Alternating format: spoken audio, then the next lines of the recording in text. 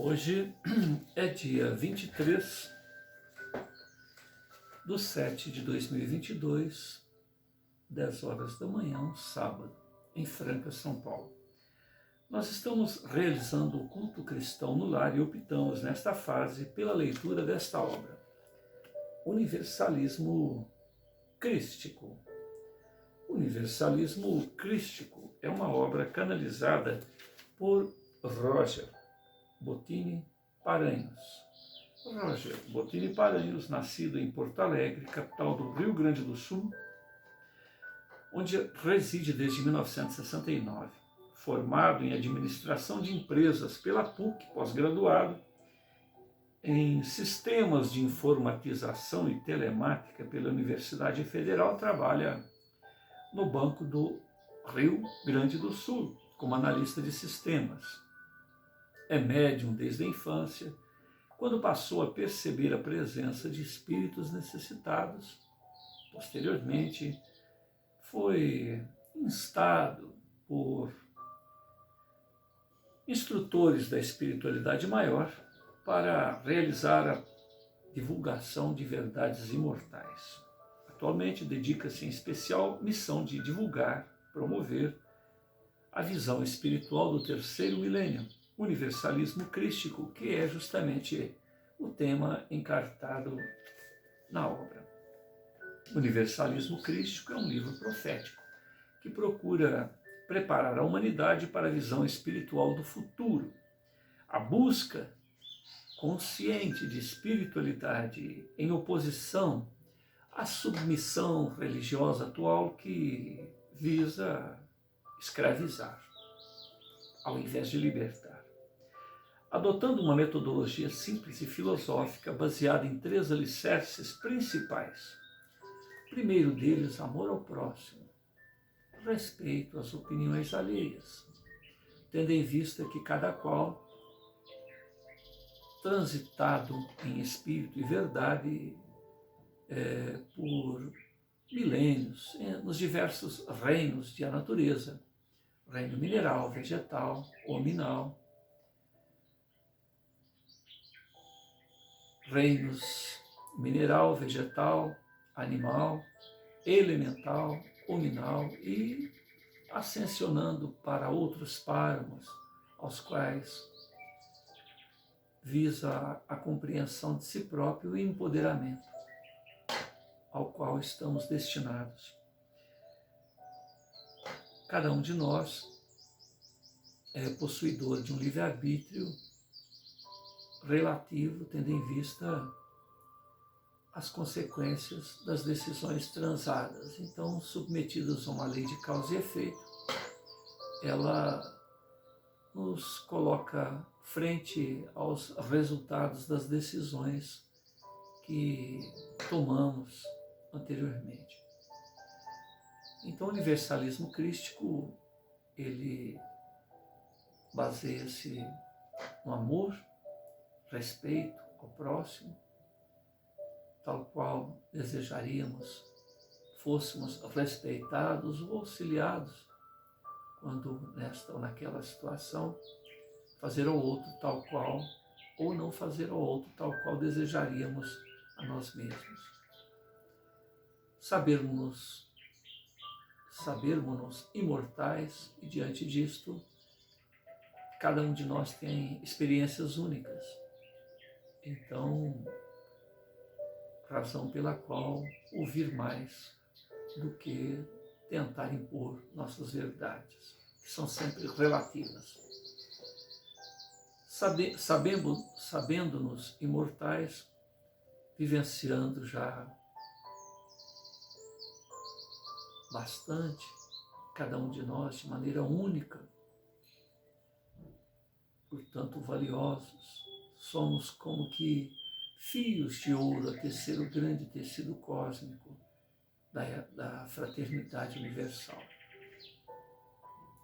E o terceiro alicerce é atender à evolução do pensamento, da expertise, da compreensão. Porque conforme foi dito no começo, o universalismo crístico visa retirar as amarras, os cabrestos, os interesses imediatistas enxertados nas verdades imortais, retirar a poeira do tempo que empana, que embaraça, que não nos permite este autoencontro e a compreensão de nós mesmos e da vida ao nosso redor. Numa segunda etapa desta obra, Hermes Trismegisto, o autor espiritual da obra, a qual foi canalizada por Roger, ele apresenta a história de um grupo de adolescentes, crianças índigo, que vieram à Terra para nos apresentar os alicerces, justamente para facilitar que os nossos filhos, os nossos netos, não tenham esses embaraços. Então, Rafael, que é o personagem, o protagonista dessa história, ele tem já essa vivência anterior e isso é muito forte nele, de tal maneira que ele, conversando com seus amigos, um grupo então resolve expor esses pontos de vista aos quais nós nos referimos, romper as amarras, os cabrestos, os dogmas, paradigmas, preconceitos, formalismos, essa poeira, essa nuvem ilusória da temporariedade que nada tem a ver com as intenções do mais alto, porque basta nós nos depararmos com conceitos ainda medievais que empanam a luz que deveria emanar de certas lides espiritualistas, para não dizer até de todas, né? Para que nós entremos num anátema, digamos assim, numa contradição básica.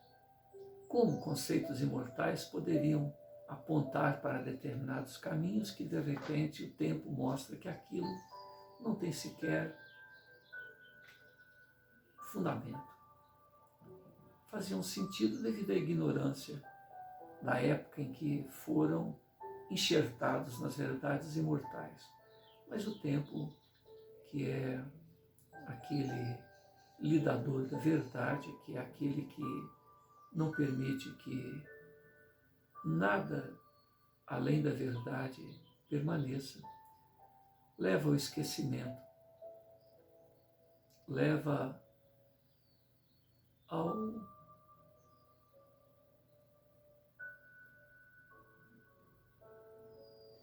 abandono, digamos assim, tudo aquilo que não corresponda àquilo que é ad eterno. Onde estão os grandes impérios, aquelas pessoas que acharam que, tapando a boca de Sócrates, de Jesus, de Akenaton, de tantos outros mensageiros do mais alto, são esquecidos. E é justamente esses aparentemente vencidos que estão em nossos estudos, em nossos corações, e estão nas nossas buscas por autoconhecimento, porque as verdades que eles trouxeram não eram verdades deles, eram verdades oriundas do mais alto, e que nós mesmos, que naquela época tentamos tapar a boca desses prepostos do Altíssimo, porque eles nos traziam uma mudança, nos traziam novas referências e nós, como sempre, acomodados à ilusão, ao imediatismo, achamos mais fácil tapar a boca ou desligar aquela campainha que nos alertava para a responsabilidade de viver, para o trabalho a ser feito, para uma busca consciente. Então, Rafael representa o João Batista do terceiro milênio, juntamente com Érica, Tadeu, Eduardo e tantos outros. E mais que isso, eles têm junto ao seu momento encarnatório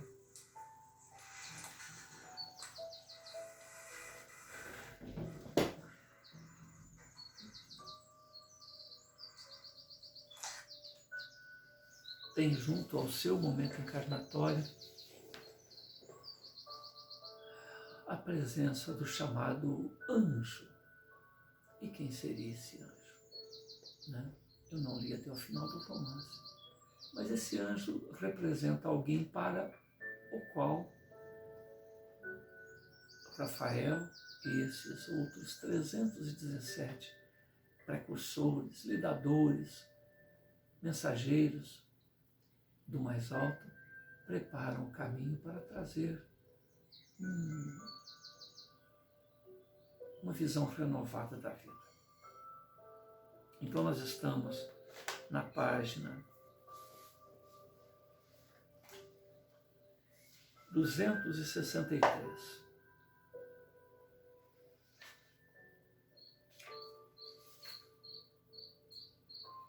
E essa página se refere ao capítulo 13, Crianças Índigo, Espíritos Iluminados, ou em evolução para a nova era. Rafael, então, se sentou e pensou por alguns instantes sobre as suas próximas palavras. Aquela reunião estava sendo mais longa, a mais longa de todas. E ele apresentava um certo cansaço. Entretanto, a missão, o trabalho de renovação da consciência, a renovação da maneira iludida com que as pessoas têm levado as suas vidas, estava por fazer. Então ele continua. Ter filhos com essas características não é só alegria. São as almas eleitas para a nova era. Não são anjos realizados. São anjos em potencial. A formação espiritual errada por parte dos pais, as eventuais incompreensões, impaciências, tendo em vista que apresentam uma maneira de ver a vida, uma maneira de lidar com o existir.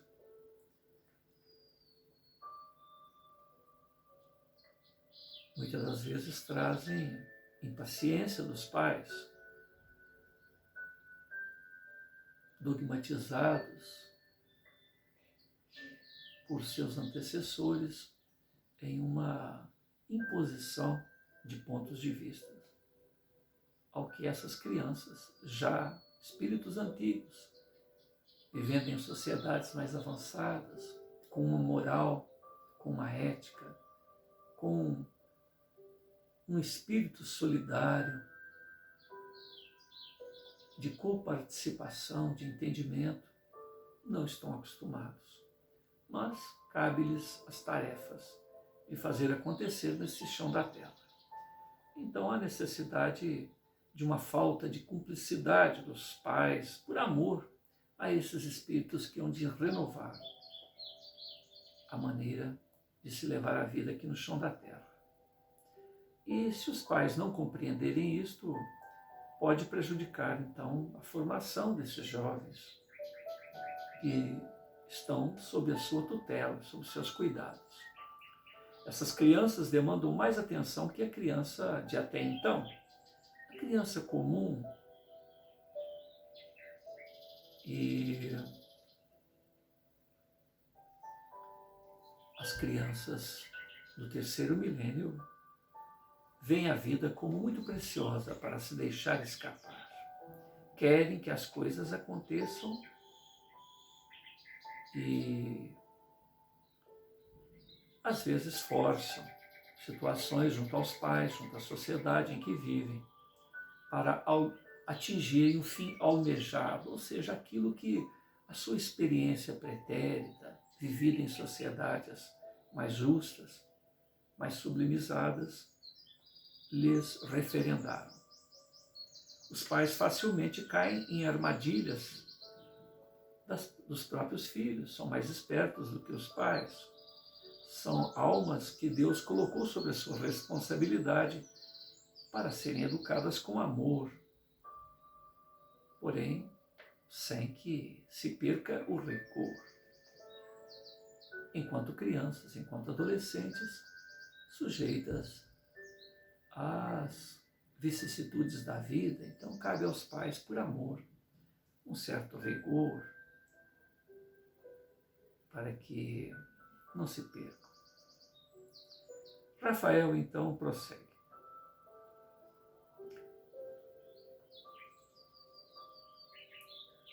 Fazer o que os filhos pedem não é amor, mas destruir o seu valor, destruir sua personalidade. Os pais verdadeiros sabem impor limites. Esses emissários podem se tornar emocionalmente irritados porque pessoas, de uma maneira geral, não hão de atender-lhes os seus intentos.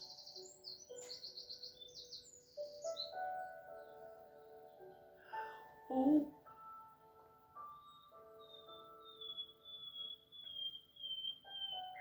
a sua visão mais avançada da vida, embora compreendam a vida de uma maneira mais ampla, não tenham maturidade emocional para perseverarem, para se manterem diante da procrastinação, diante da âncora colocada por seus pais junto aos seus interesses. Essas crianças, muitas das vezes, não compreendem porque a humanidade presente estão tão distantes do respeito e do amor. Essas crianças ainda, quando jovens, podem ter problemas de ajustamento com outras crianças por causa desta consciência diferenciada. As crianças da nova era são frequentemente diagnosticadas como portadoras de transtorno de déficit de atenção ou de alguma forma de hiperatividade, TDAH. Em muitos casos são medicadas por bombas químicas quando deveriam simplesmente serem tratadas em uma nova proposta educacional, através de uma percepção dos lidadores, dos educadores, dos cuidadores, que hão de perceber o quilate espiritual a que estão evolucionados. E há então, portanto, a necessidade de uma adaptação que eles têm que se impor ao próprio corpo físico, que ainda está inadequado ao processo evolutivo da nova era. E é, portanto, compreensível que a presença destes seres, dos índigos, há de fazer uma mudança na própria estrutura do DNA do corpo para que atendam às necessidades do ser imortal in situ nestes corpos.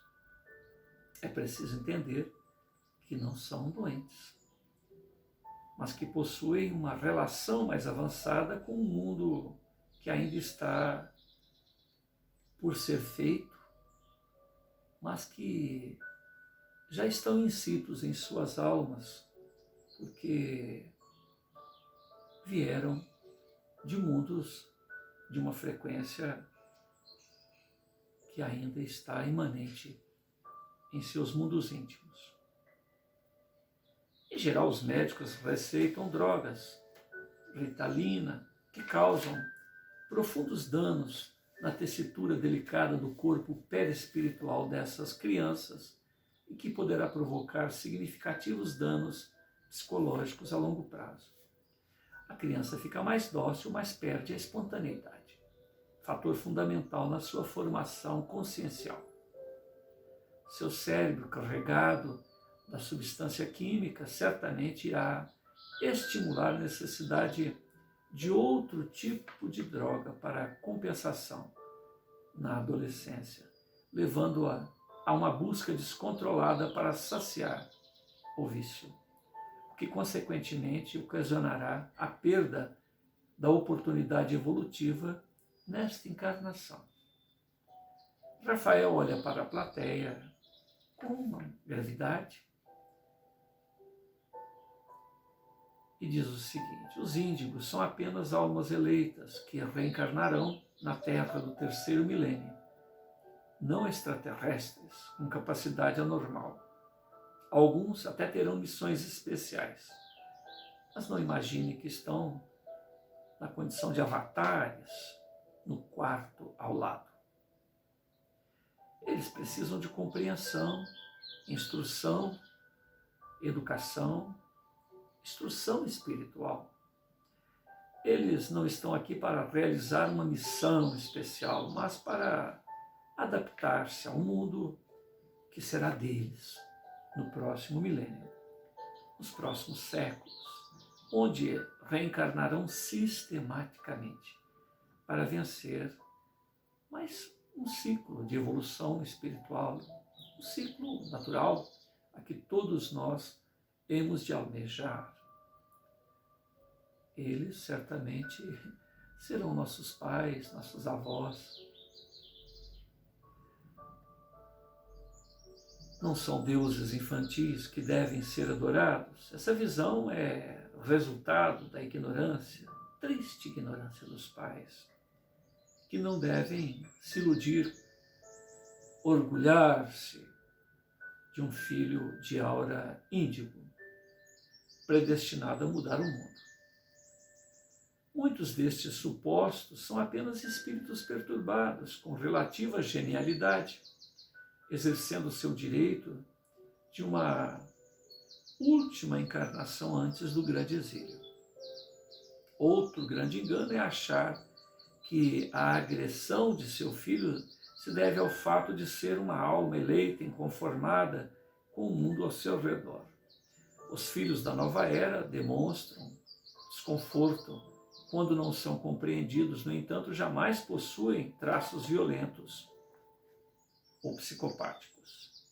A evolução espiritual dos eleitos é incompatível com reações violentas, gestos cruéis, características agressivas, dificuldades absurdas de convivência. No intuito de justificarem as perturbações do filho, os pais criam em si a ilusão índigo, que é um grande erro. Infelizmente, esse tema ganhou fama mundial a partir de fontes distorcidas, equivocadas, alimentando fantasias dos pais que desejam explicar o comportamento alterado dos seus próprios rebentos. A ideia de que os filhos já estão prontos é outro grave erro, a não ser em casos muito especiais, em que crianças demonstrem uma perfeita sintonia com virtudes crísticas, uma sensibilidade angelical, grande admiração, vocação para as artes, ciências, espiritualidade, conhecimento em geral. Jovens rebeldes não estão prontos, muito ao contrário. Precisam de acompanhamento pedagógico, uma visão moderna pedagógica, e não uma adoração de pais deslumbrados. Então, Rafael dá mais um tempo para que a plateia absorva o que houvera dito e continua. Apesar de eu ter usado durante toda a palestra o termo índigo, acredito que tal termo deveria ser abolido. Rótulos sempre tornam as pessoas excludentes, são negativos. Parece que alguém é melhor que outro.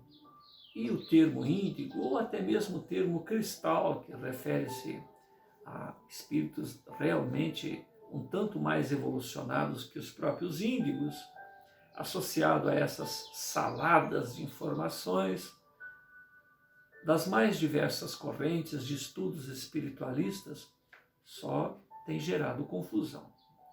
As crianças não devem ser classificadas em categorias. Usar esses rótulos é prejudicial à formação do jovem. Se ele for índigo, saberá por si próprio com o tempo.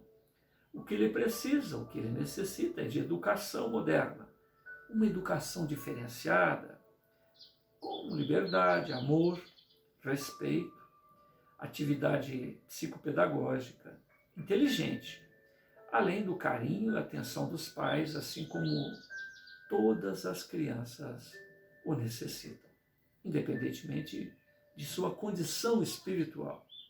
Isso lhes permitirá evoluir de forma mais plena, mesmo não sendo especiais. É urgente a necessidade de um novo processo educacional que atenda à necessidade das novas gerações, que serão mais questionadoras. O modelo educacional atual não serve para o terceiro milênio, mas lembre-se, essa é uma revolução pedagógica que deve ser para todos, sem exceção, sem privilégios. Além disso, todo método pedagógico deve ser base, ou deve ter por base, ciência, coerência filosófica, moral, de acordo com valores crísticos. Quem prestar atenção vai perceber que este é o mesmo método que propomos para o universalismo crístico. Jamais devemos adotar misticismo para educar nossas crianças. Da mesma forma que nossa busca de espiritualidade deve ser um processo coerente, sem dogmas, paradigmas, rituais, misticismo, improdutivos. Gerar um filho não é brincadeira do ego. Esta é certamente uma das maiores responsabilidades de todo vivente. O jovem, portanto,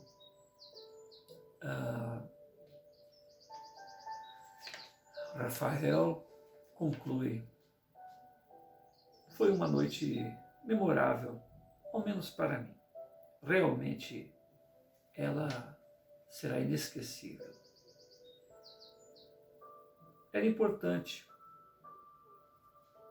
porque eu desejava apresentar de uma maneira clara a importância do universalismo crístico na formação espiritual dessas novas gerações. Creio agora que ficou bem claro, porque nos dedicaremos a esta tarefa, a esta nova visão espiritual. Percebi em outras reuniões pessoas que demonstram desinteresse, se sentem desconfortáveis, porque refugiam-se ou refugiaram-se no conforto das próprias religiões. Fiquem tranquilos, ninguém será obrigado a aceitar esta proposta. Afinal, cada qual tem o seu nível de compreensão. O universalismo crístico foi concebido para atender aqueles que estão desconfortáveis com o status quo, das maneiras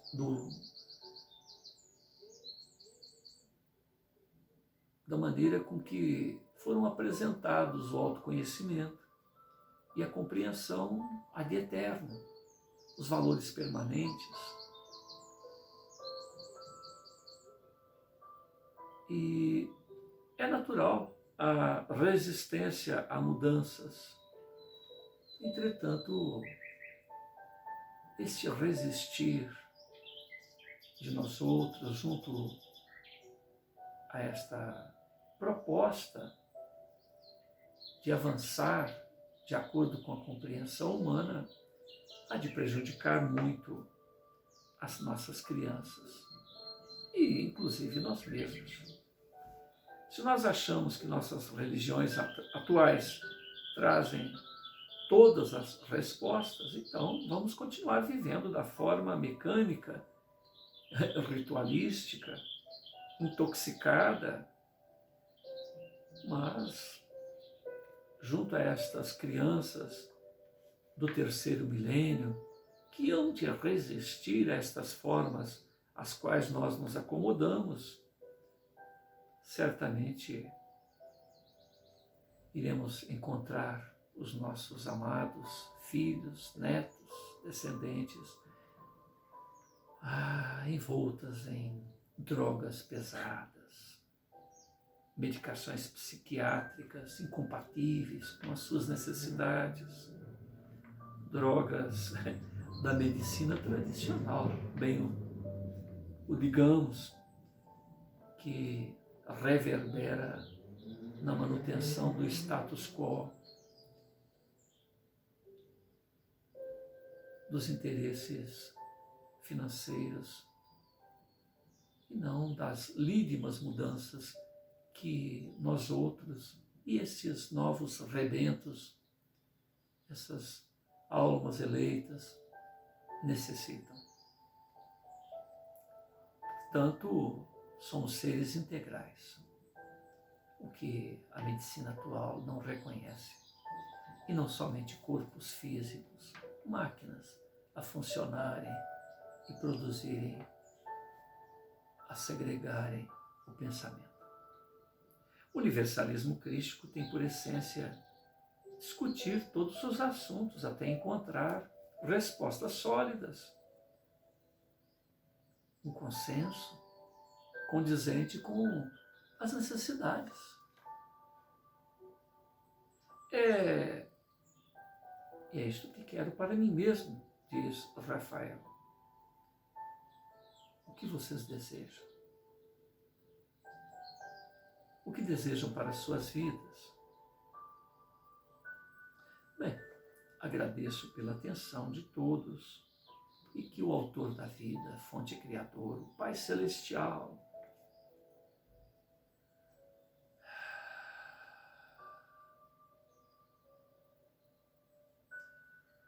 nos abençoe.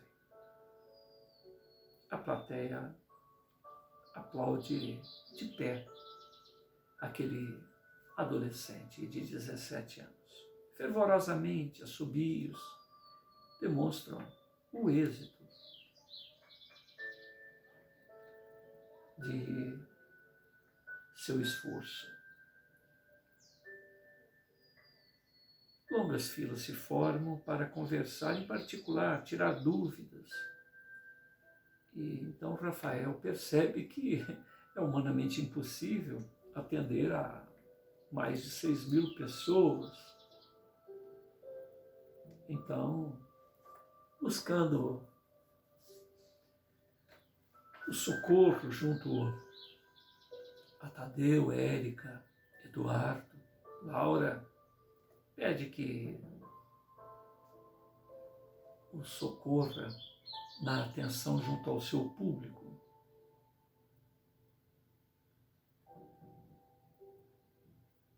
Rafael está ali atendendo quando aquele anônimo, aquele organizador do evento, que logo no início da fala antes do início da fala de Rafael, pediu para que cada um dos presentes, na próxima reunião, que se tornou semanal, trouxesse um conhecido, um amigo, alguém que ele percebesse estar insatisfeito com o status quo ao qual está afiliado, referente à compreensão de si próprio nas lides espiritualistas, filosóficas.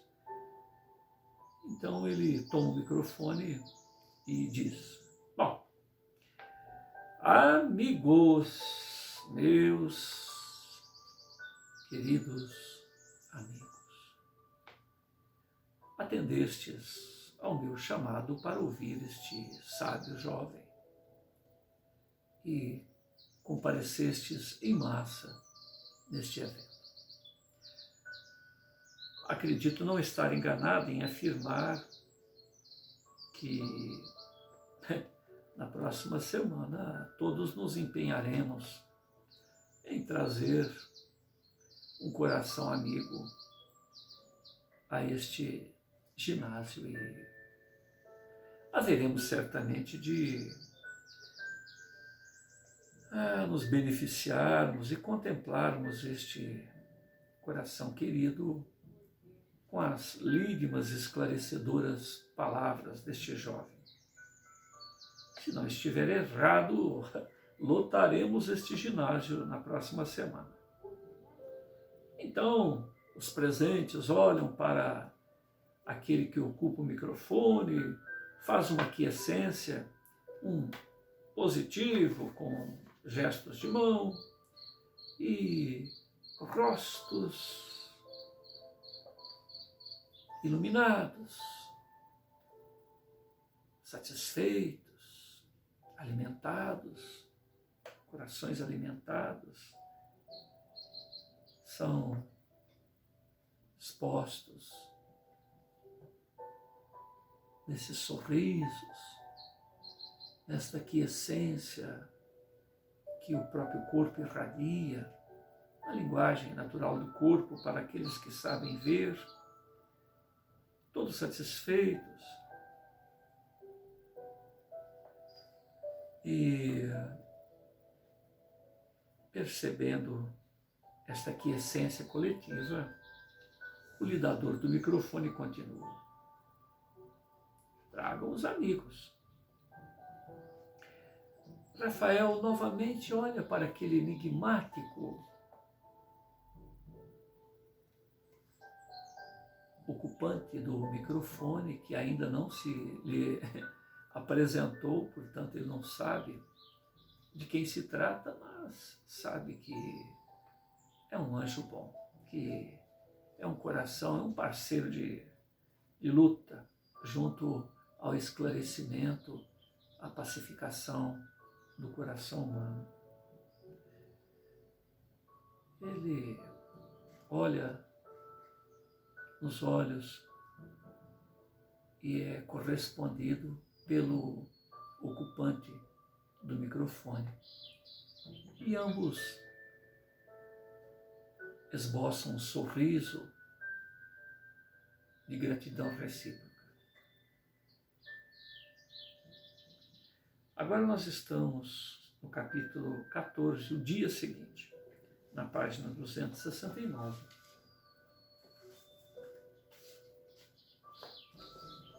Onde continuaremos na próxima oportunidade.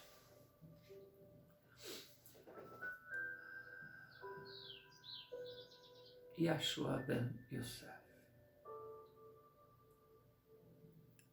Cristo de Deus, gratidão.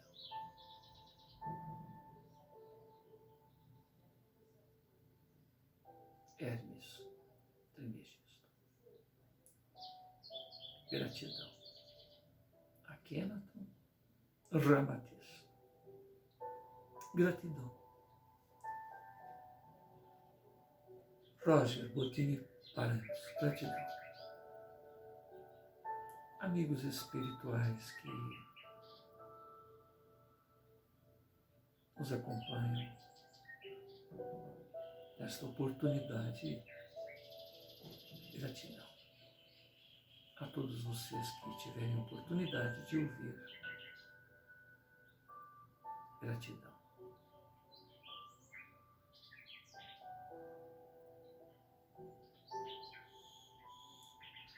Todos somos convidados à compreensão de nós mesmos, independentemente da lide espiritualista a que nos vinculamos. Há certamente métodos e métodos do mergulho nesta realidade a que todos almejamos.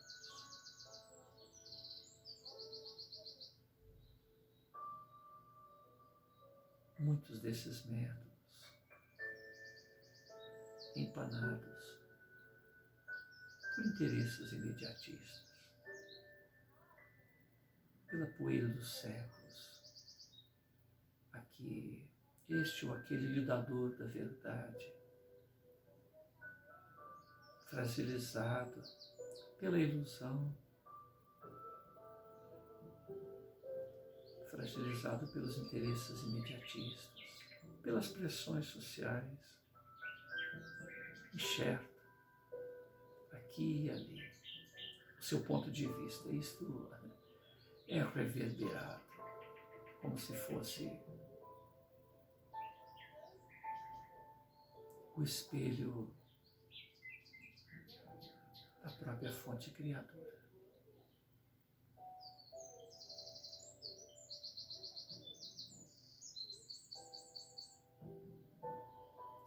Diversos são os apontamentos que nos dizem que o Pai está em nós, a fonte criadora está em nós,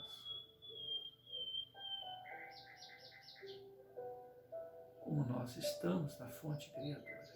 A parte está no todo e o todo na parte.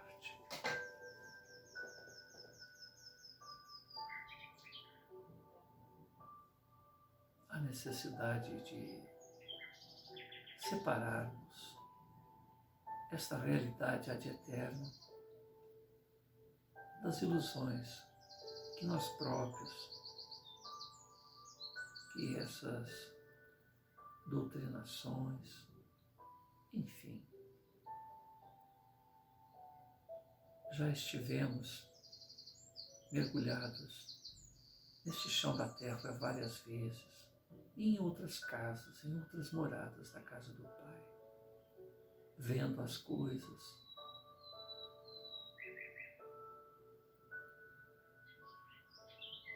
acontecerem junto a este teatro de ilusão. E pouco nos dedicamos à compreensão do que realmente somos. Este é o grande desafio. O ser pensante atrás do pensamento.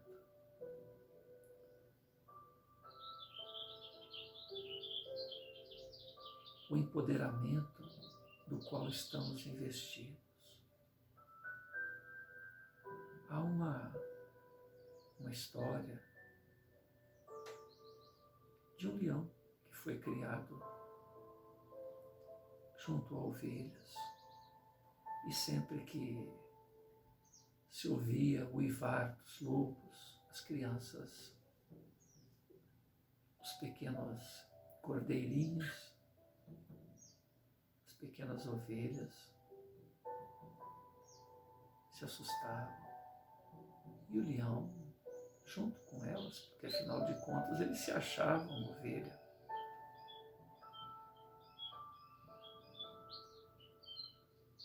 Até que um dia ele se olhou no espelho d'água e viu que ele era um leão. E nós precisamos, cada um de nós, reconhecer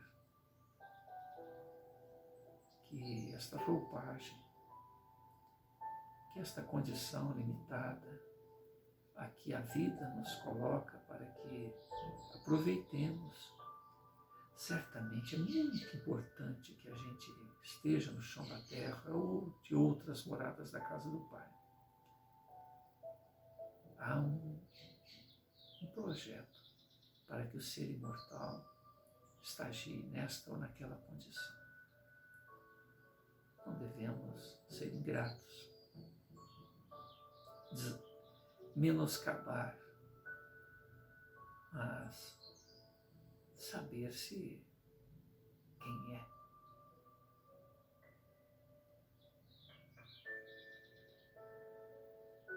Que não nos enganemos a nós mesmos.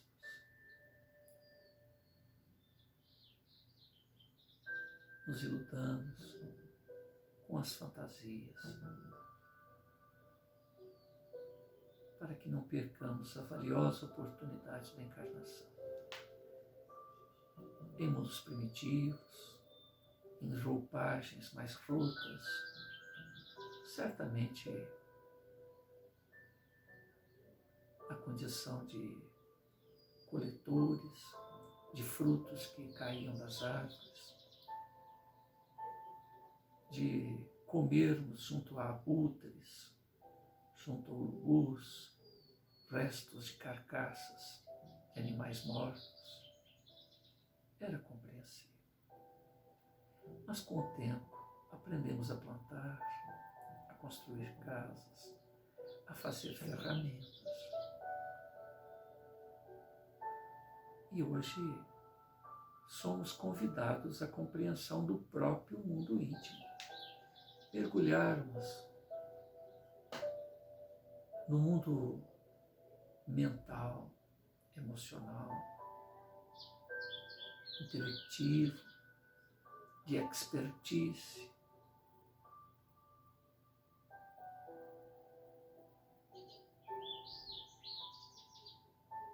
E olha que a Terra é mundo de expiação em provas, em transição para mundo de regeneração.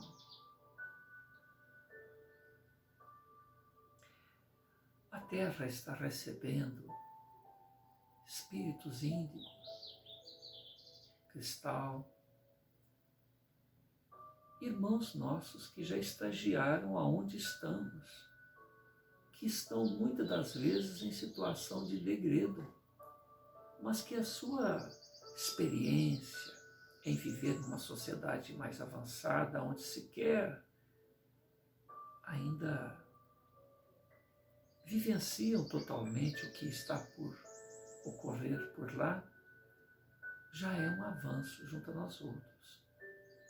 Se são nossos filhos, nossos netos, certamente ao retornarmos ao chão da terra, serão nossos tutores, apresentando uma maneira melhor de se levar a vida do que levar vantagem, do que tirar do outro. Jesus, a nossa referência, o nosso modelo e guia, abandonou regiões que sequer imaginamos para nos dizer que Ele nos ama mais que a Ele próprio. Entretanto, nos sugeriu, nos instigou a amarmos uns aos outros. Simplesmente amar o outro como se ama a si próprio. Agora, amar como Ele nos amou, a gente não tem ideia do que representa isso. É um desafio a nossa compreensão. Seremos reconhecidos por muito nos amarmos. Esta é a senha para nos dizermos seus copiadores, seus seguidores, seus discípulos, vivenciais da nova era.